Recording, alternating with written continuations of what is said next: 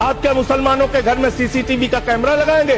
कौन नमाज पढ़ रहा है, कौन नमाज नहीं पढ़ रहा है, कौन मुसलमान है, कौन मुसलमान नहीं है? आप मुसलमानों का भला कर रहे हैं, आप मुसलमानों का भला कर रहे हैं।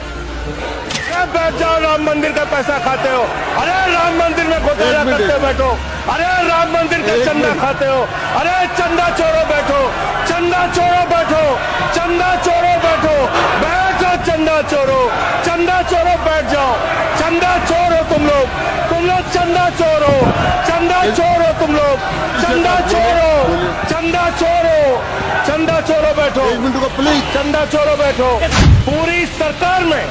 पूरी सरकार में एक मंत्री आपका मुसलमान नहीं है, आप मुसलमानों का भला कर रहे हैं। दो नेता अपने घरों में आपने बैठा दिया, मुख्तार अब्बास नकवी, शाहनवाज हुसैन, दोनों की राजनीति आपने खत्म कर दी। आप मुसलमानों का भला कर रहे हैं, आप मुसलमानों का भला कर रहे हैं, आप मुसलमानों का भला कर रहे हैं।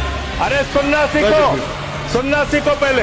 आज वक्त की संपत्तियां कब्जा करके आप अपने दोस्तों को देंगे, कल गुरुद्वारे की संपत्तियां कब्जा करके आप अपने दोस्तों को देंगे, फिर चर्चों की संपत्तियां कब्जा करके आप अपने दोस्तों को देंगे, फिर बौद्धों की संपत्तियां कब्जा करके आप अपने दोस्तों को देंगे, फिर जैनों की संपत्तियां कब्जा करके आप अपने दोस्तों को देंगे, फिर मंदिरों की जमीनें कब्जा करके आप अपने दोस्तों को देंगे। आप तो वो लोग हैं जिन्होंने प्रभु श्री राम के मंदिर में भी घोटाला किया। मान्यवर, प्रभु श्री राम के मंदिर के जमीन में घोटाला किया। मैं कागज दूंगा सर, मैं कागज दूंगा। बंद कर दिया मैंने। ये लोग राम मंदिर में घोटाला करने वाले लोग हैं, राम मंदिर की जमीन का चंदा खाने वाले लोग हैं सर। ये लोग आप फसाद कराने वाले हिंदू हैं, हम सौहार्द फैलाने वाले हिंदू हैं। ये बुनियादी फर्क है, ये बुनियादी फर्क है। आपने आप देश भर में फसाद, नफरत, लड़ाई झगड़ा कराने का काम करते हैं। करोड़ों मुसलमानों की चिंता है आपको। एक अपने दोस्त को पकड़ के लाइए, नीरव मोदी को 20,000 करोड़ वसूलिए, 12,000 करोड़ वक्त को दीजिए, 8,000 करोड़ अपने पास रखिए। 8,000 करोड़ का आपको मुनाफा होगा, 12,000 करोड़ वक्त को दे दीजिए, करोड़ों मुसलमानों का भला हो जाएगा। काम आपने देश के अंदर बहुत अच्छा शुरू कर दिया।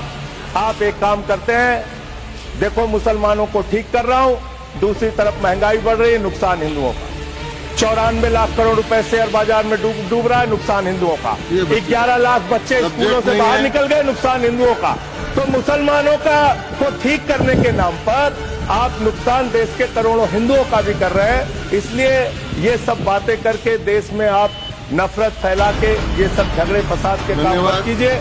और अंत में आपसे एक ही बात कहना चाहता हूं, अभी भी वो मौका है, इस बिल को जो गैर संवैधानिक है, जो बाबा साहब के संविधान के खिलाफ है, इसको वापस लीजिए।